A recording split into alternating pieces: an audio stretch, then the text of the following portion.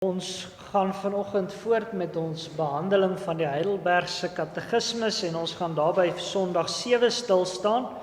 Uit die woord van die Here gaan ons lees Hebreërs 10 vers 32 tot by hoofstuk 11 vers 6.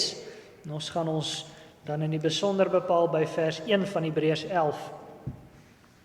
Kom ons luister dan eers na die Here se stem vanuit Hebreërs 10 van vers 32 af.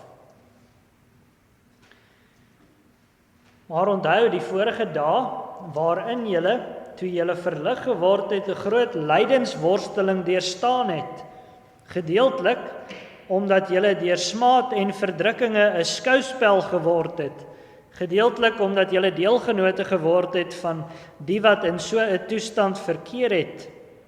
Want julle het ook saam met my gevoel in my boeye en julle het die berowing van julle goed met blydskap aanvaar, omdat julle geweet het dat julle in julself 'n beter en blywende besitting in die hemele het. Werp dan julle vrymoedigheid, wat 'n groot beloning het, nie weg nie, want julle het lydsaamheid nodig, om nadat julle die wil van God gedoen het, die belofte te verkry. Want nog 'n klein tydjie en hy wat kom, sal kom en nie versuim nie.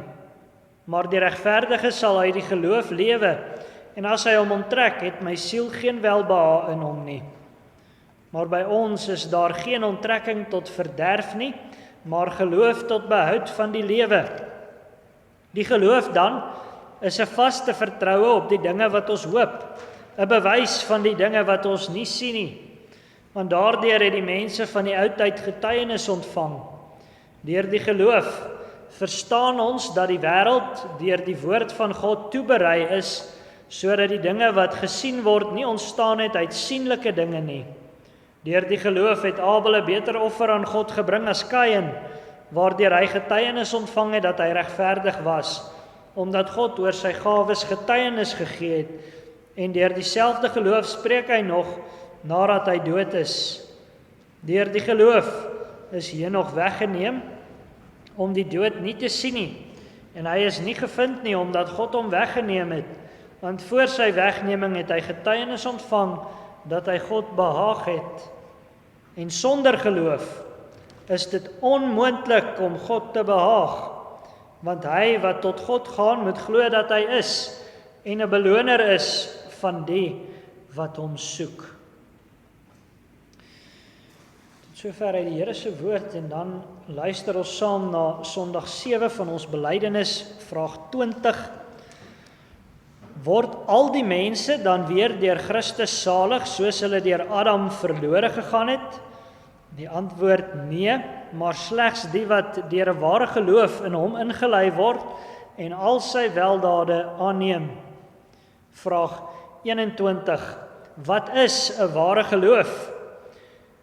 'n Ware geloof is nie alleen 'n vasstaande kennis waardeur ek alles wat God in sy woord aan ons geopenbaar het verwaar aanvaar nie, maar ook 'n vaste vertroue wat die Heilige Gees deur die evangelie in my hart werk, naamlik dat God nie net aan ander nie, maar ook aan my uit loutere genade slegs op grond van die verdienste van Christus, vergewing van sondes, ewige geregtigheid en saligheid geskenk het. En dan vraag 22, wat moet 'n Christen glo? Die antwoord, alles wat in die evangelie aan ons beloof word en wat die artikels van ons algemene en ongetwyfelde Christelike geloof in hoofsaak leer. Vraag 23, hoe lui die artikels? Die antwoord, ek glo in God die Vader, die Almagtige, die skepper van hemel en aarde, en in Jesus Christus, sy eniggebore Seun, ons Here, wat ontvang is van die Heilige Gees, gebore uit die maagd Maria, wat gelei het onder Pontius Pilatus, gekruisig is, gesterf het en begrawe is en neergedaal het na die hel, wat op die 3de dag opgestaan het uit die dood, opgevaar het na die hemel en sit aan die regterhand van God, die Almagtige Vader, waarvandaan hy sal kom om die lewendes en die dooies te oordeel. Ek glo in die Heilige Gees, ek glo aan 'n heilige algemene Christelike kerk, die gemeenskap van die heiliges, die vergewing van sondes, die opstanding van die liggaam en 'n ewige lewe. Ons luister net weer na ons fokusvers Hebreërs 11 vers 1. Die geloof dan is 'n vaste vertroue op die dinge wat ons hoop, 'n bewys van die dinge wat ons nie sien nie.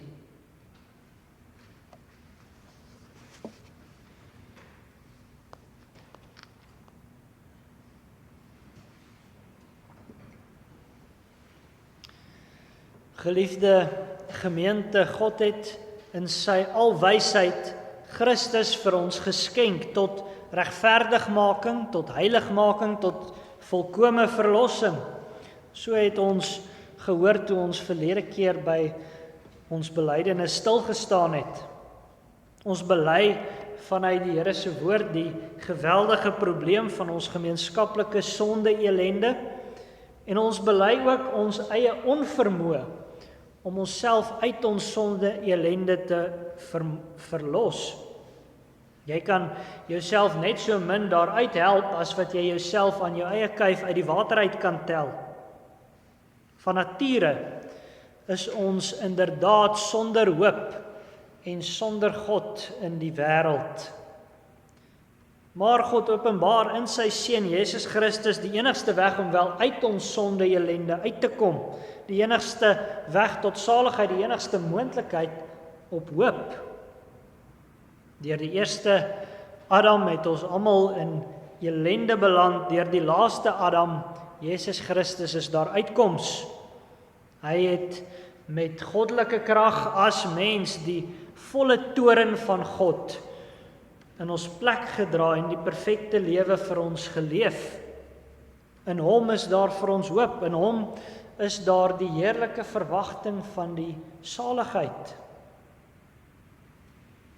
Maar nou bring ons belydenis ons voor 'n baie belangrike kwessie. Jy sal onthou dat ons gesê het dat ons almal aan Adam se val deel het, daardie eerste Adam. Ons het daaraan deel omdat hy ons in sy val verteenwoordig het as ons verbondshoof, ons natuurlike verbondshoof.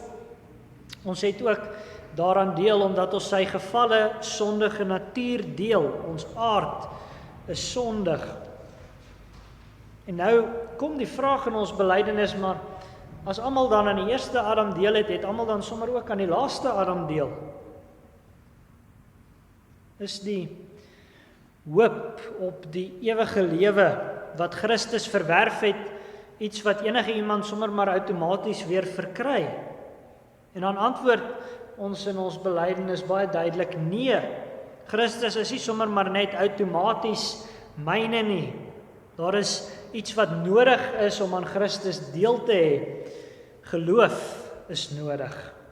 Deur die geloof bind die Heilige Gees my aan Christus sodat sy weldade myne word. Sonder geloof bly 'n mens onder Adam in die elende. Sonder geloof is daar geen hoop op die ewige lewe nie. Dan kom die vraag in ons belydenis, maar wat is dan 'n ware geloof? Hoe moet ons dit verstaan? Dis natuurlik 'n lewensbelangrike vraag. Sonder geloof is ons hopeloos. Sonder geloof is Christus nie onsse nie. Daar is sonder die geloof geen band met hom nie. En dan hoor ons in ons belydenis en ook vanuit ons skrifgedeelte vanoggend, geloof is die pilaar van ons hoop. Luister weer na die eerste deel van ons fokusvers. Die geloof dan is 'n vaste vertroue op die dinge wat ons hoop. Wat is geloof? Nou ons belydenis gee eintlik 'n drieledige definisie van wat geloof is. Baie keer hoor ons dalk of klink dit vir ons soos 'n tweeledige definisie.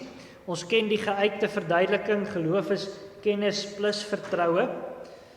Maar antwoord 21 van ons belydenis sê eintlik heelwat meer. Geloof is om te ken in die eerste plek. Dit is om die Here te ken soos hy hom in sy woord, in sy hele woord openbaar. Maar daar is nog 'n belangrike begrip. Geloof is nie net ken nie, maar aanvaar ook. Dis een ding om die Here se woord te ken, dis iets anders om dit te ken en te aanvaar. Baie ongelowiges en selfs ateïste ken die Here se woord baie goed. Hulle ken dit dalk selfs beter as ons. Maar hulle aanvaar nie dat dit wat daar binne staan waar is nie. Die geloof behels dus kennis van God en aanvaarding dat dit wat hy in sy woord sê waar is, dat alles wat hy in sy woord sê waar is. Nie net die dele waarvan ons dalk meer hou nie, alles. Maar by kennis en aanvaarding kom dan ook nog die vertroue, kinderlike vertroue. Geloofsvertroue behels dat jy die woord vir waar aanvaar en dat jy ook vertrou dat dit op jou betrekking het. Dit is heeltemal moontlik dat iemand die evangelie ken en dit selfs vir waar aanvaar sonder om dit werklik te glo. Dit is met baie kerkmense nogal die geval. Dit gebeur byvoorbeeld wanneer iemand heeltemal bereid is om te aanvaar dat Jesus 2000 jaar gelede gesterf het aan die kruis om vir sonde te betaal. En so iemand glo dalk selfs ook nog dat Jesus werklik opgestaan het uit die dood. Maar indien so iemand nie glo dat Jesus dit vir hom of haar persoonlik gedoen het nie, is daar nie 'n reddende geloof nie. Dit is hoekom ons belydenis ook sê, nie net aan ander nie, maar ook aan my. As ek werklik glo en vertrou, dan vertrou ek dat die evangelie in sy volheid op my persoonlik betrekking het. Dit is reddende geloof. Nou die Hebreërskrywer moes heelwat probleme aanspreek ten opsigte van die geloof van die gemeente vir wie hy geskryf het. Die gemeente het onder swaar omstandighede geleef. Daar was heel waarskynlik ook vervolging van wie hulle geloof. En die gemeente het gedreig om lou te raak. Hulle het gedreig om afvallig te raak. So asof hulle nie werklik glo nie. En daarom het die Hebreërskrywer in sy brief baie moeite gedoen om die heerlikheid en die grootheid van Christus aan die gemeente voor te hou. Hy het baie moeite gedoen om te verduidelik hoe Jesus die ware en volkome verbondsmiddelaar is. En hy wou hulle daardeur aanmoedig om ten spyte van hulle omstandighede te volhard. Ware geloof in Christus bring immers volharding. Dit is heel logies. Die geloof is die manier waardeur ons in die krag van die Heilige Gees aan Christus vashou. Deur die geloof ontvang ons, vat ons wie hy is. En hy is die groot oorwinnaar oor die sonde en die Satan. Hy is die een wat vir ons tot sonde gemaak is. Hy is die een wat as priester en offer die volle gewig van God se toorn in ons plek gedra het. Hy is die een wat uit die dood uit opgestaan het en wat ook die koningskap oor die heelal van die Vader ontvang het. Indien ons dus deur die geloof aan hom deel het, in hom ingelyf is, dan deel ons mos ook in daardie goddelike, lewewekkende oorwinningskrag van Christus. Daarom kan ons in die geloof volhard ten spyte van ons omstandighede. As ons deur die geloof in Christus ingelyf is, dan bring Christus ons deur die geloof in beweging. Hy laat ons vanuit die geloof in hom lewe. Dan maak hy, om dit so te sê, van ons geloof 'n vaste fondament. Dis eintlik wat ons skrifgedeelte sê. Ons vertaling sê, die geloof is 'n vaste vertroue. Maar die woordjie wat met vaste vertroue vertaal is, beteken letterlik om iets onder iets anders te sit. Dit beteken om iets te stit. Daarom sou die woord dalk eerder vertaal kon word met pilaar of grondslag. Die geloof is 'n vaste steunpilaar. Dit bring vastigheid, dit bring veiligheid. Dit bring sekerheid dat God werklik alles wat hy beloof het, wel beloof het en dat hy dit nog sal vervul. Iemand het een keer die geloof genoem die veilige besitting van alles wat God beloof het. Dit kom ook duidelik aan die orde as ons mooi luister, waarvan die geloof volgens ons skrifgedeelte 'n steunpilaar is, waarvan dit 'n stut is. Ons hoor dit is 'n steunpilaar van die dinge waarop ons hoop. Hoop is dit wat ons vanweë die Here se beloftes verwag.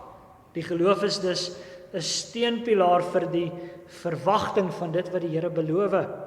Die geloof aanvaar die Here se beloftes vir vas en seker, en dan gee die geloof aanleiding tot hoop. Dit is vanuit die ware geloof wat die psalmdigter in Psalm 39 vers 8 kan sê, en nou, wat verwag ek, o Here? My hoop is op U. So klink die aard en werking van 'n ware geloof. Iemand wat glo, hoor die Here se belofte dat daar werklik vergifnis in Jesus te vind is, en vertrou en verwag dat die Here daardie vergifnis aan hom of haar sal skenk. Ware geloof leer ken die inhoud van die Here se belofte aangaande die lewe na die dood, en dit aanvaar daardie belofte vir waar en vertrou dat daardie belofte op myself persoonlik betrekking het. Dit is dan die grondslag van jou verwagting, van jou hoop. En nou moet ons nie die fout maak om te dink geloof of 'n sterk geloof is 'n prestasie nie. Ons moenie dink as ons volhard, dan is dit aan ons geloof as sodanig te danke nie. Dit is en bly te danke aan hom in wie ons glo. Ons geloof kan net 'n vaste pilaar wees omdat ons hom wat volkome getrou is daardeur leer ken. Dit kan net 'n veilige vesting wees omdat ons glo in hom wat ons met sy almag beskerm. Dan is geloof werklik 'n steunpilaar vir ons hoop. Iemand wat in die geloof praat sê nie, die vaste steunpilaar van my geloof het my so ver gebring, asof dit jou eie prestasie is nie. Veel eerder hoor ons geloofstaal in Psalm 73 vers 6. Al beswyk my vlees en my hart, God is die rots van my hart en my deel tot in ewigheid. Vaste geloof het die lewende God as inhoud, daarom is dit in die eerste plek vas. Ons bereik nie groot dinge deur 'n sterk geloof nie, maar kry deur die geloof deel aan dit wat die sterke God vir ons bereik. Ons kry deur die geloof deel aan al die skatte van God se wysheid. En dan voed die geloof ons hoop. Ons verwag dat hy alles wat hy sal beloof het, sal laat realiseer, dat hy dit sal vervul. En daarom noem die Hebreërskrywer ook die geloof die demonstrasie van die onsienlike. In die tweede deel van ons fokusvers word die geloof genoem 'n bewys van die dinge wat ons nie sien nie. Die woord wat hier met bewys vertaal is, sou ook vertaal kon word met oortuiging of selfs demonstrasie.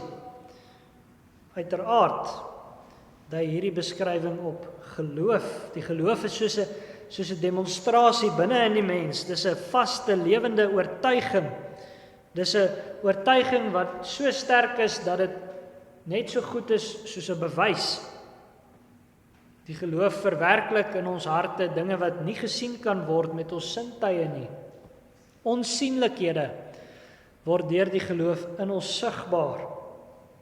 Wat is hierdie onsienlike dinge waarvan ons skrifgedeelte praat? Die onsienlike dinge is die realisering van al die beloftes wat die Here aan ons gemaak het. Deur die geloof is dit so seker dat daardie dinge vervul sal word. Dit is asof ons dit reeds in ons harte sien. Al het ons nog nie alles wat die Here beloof het ontvang nie, leef en dink ons in terme van sy beloftes. Dit is wat gelowiges nog altyd gedoen het. As ons die res van Hebreërs 11 lees, dan leer ons dit ook. Abraham ontvang die belofte dat sy nageslag Kanaan, die land Kanaan as erfdeel van die Here sal ontvang. En weet jy broer en suster, Abraham het in sy leeftyd nie die vervulling van daardie belofte gesien nie. Hy het nie gesien hoe sy nasaad Isak die land ontvang as erfenis nie. Maar hy het steeds in die beloofde land gaan bly as 'n vreemdeling. Hy was so oortuig van die Here se belofte dat hy sy lewe geheel en al daarop gebaseer het. Selfs in sy dood het Abraham gesorg dat hy in die land begrawe moes word. Dieselfde kan ons volgens Hebreërs 11 vers 22 van Josef sê. Daar hoor ons, deur die geloof het Josef aan die einde van sy lewe melding gemaak van die uittog van die kinders van Israel en bevel gegee aangaande sy gebeente. Josef het vir sy nageslag beveel om sy beendere uit na die beloofde land te neem wanneer hulle uit Egipte na Kanaan toe sou trek. En dit het eers ongeveer 400 jaar na sy dood gebeur. Maar die beloftes van die Here is deur die geloof so kragtig aan hom gedemonstreer, dat het hom in lewe en in dood in sy dood gerig het.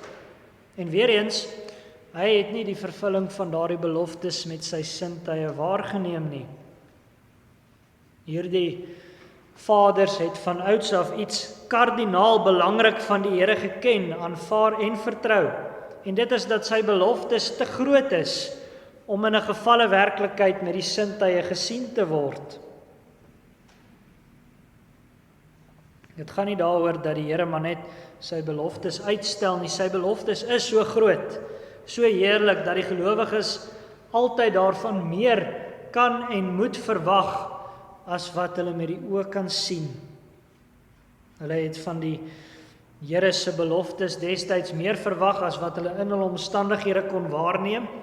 Hulle het van sy beloftes 'n heerliker rykdom verwag as wat die dood hulle ooit sou van kon beroof. Dit is die geloof waar hulle hoop op gesteun het. Hulle het geken, aanvaar en vertrou dat die Here almagtig is en daarom het hulle gehoop op die wonders van sy regterhand. Hulle het geken, aanvaar en vertrou dat die Here vir hulle lief is. En daarom het hulle gehoop en verwag dat hy sy almag in hulle guns sal aanwend.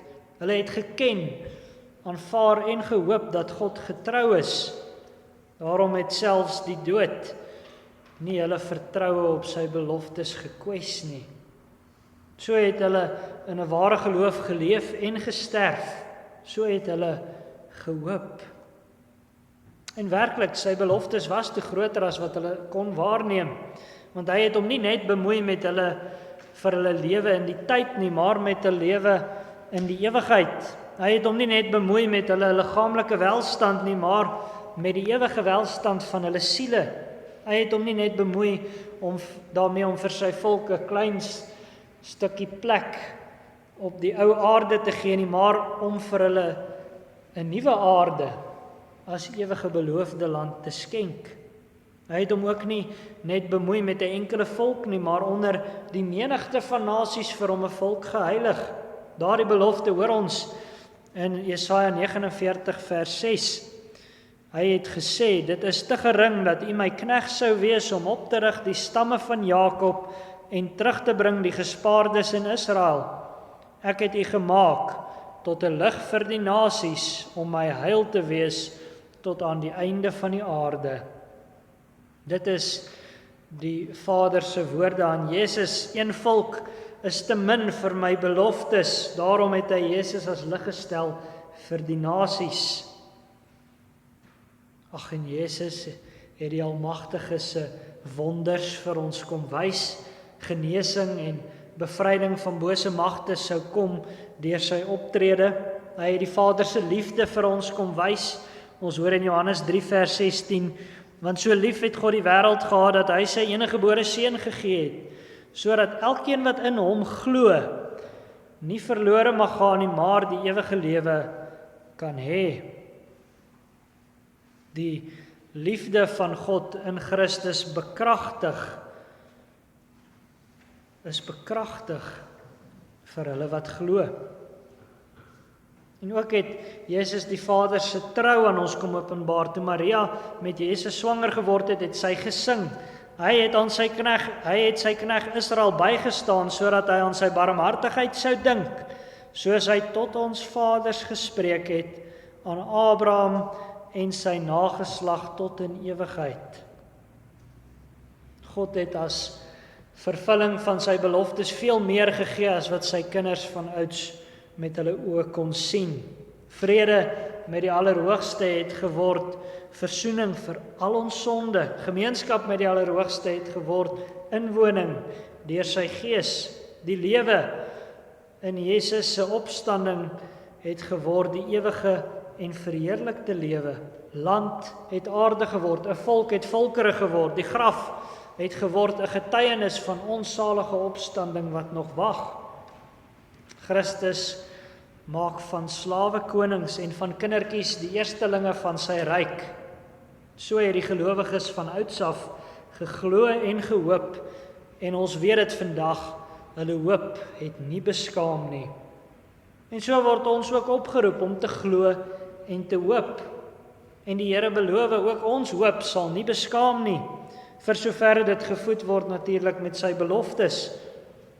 As hy beloof dat die doderyk nie sy kerk sal oorweldig nie, dan is dit die gelowige se hoop.